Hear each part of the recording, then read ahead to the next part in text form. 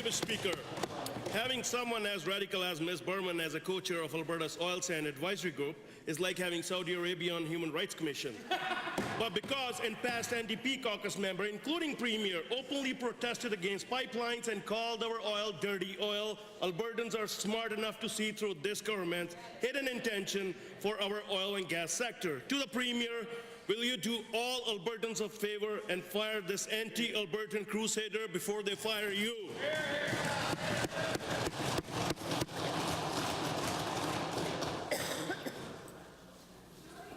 The Deputy Premier.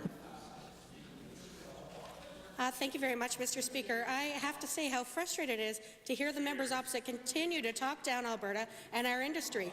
Ms. Berman has been effective in working with a number of industry leaders. A number of people joined the table and got good results for Alberta, including 2 pipelines, Mr. Speaker, and we're going to make sure that we continue to get good access to international markets, which helps Albertans, Mr. Speaker. Honourable from Grand Prairie Smoky, you're yelling very loud and you're heckling. I can't hear the speaker, so could you keep the tone down, please? The first supplemental. Thank you, Mr. Speaker. Given that Ms. Berman has taken her crusade against the Kinder Morgan pipeline to extreme ends, and that includes calling people names when she disagrees with them, and given that a public example of this behavior is a January 11 tweet, which I will table today, in which she called Premier Clark of British Columbia a lapdog for supporting Kinder Morgan's pipeline.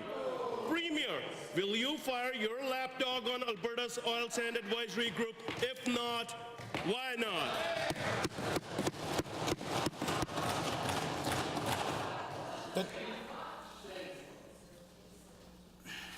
Deputy Premier. Thank you very much, Mr. Speaker. Yesterday, we talked about respect in this House. Today, we have the members opposite name-calling yet again. Mr. Speaker, they continue to do this. Strathmore Brooks, just escalating the dysfunction of this place. Please keep those comments to yourself, please.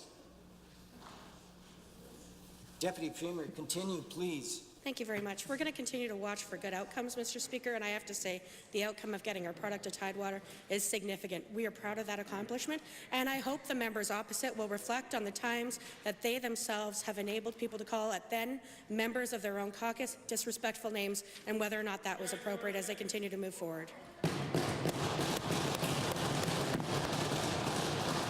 Second supplemental, honourable member. Berman's fighting against a good outcome. Given that Ms. Berman considered Premier Clark a lapdog for supporting Kinder Morgan pipeline, and given that Alberta's Premier claims she supports Kinder Morgan pipeline too.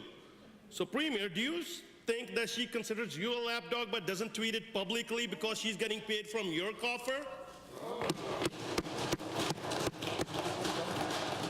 Another point of order. Minister of Environment and Parks. Speaker, and of course the Oil Sands Advisory Group is a group of oil sands companies, First Nations and communities and environmental groups who are charged with giving us advice on how to implement the limit on oil sands emissions at 100 megatons, Mr. Speaker. And the industry folks around that table sit with environmental groups and First Nations and local communities, Mr. Speaker, in a solutions-based way. And so might I also suggest to the third party that perhaps they take their grievances to Athabasca Oil Sands, CNRL, Cenovus, Conoco, Suncor, and others who are supporting this process. Thank you, Honourable Member.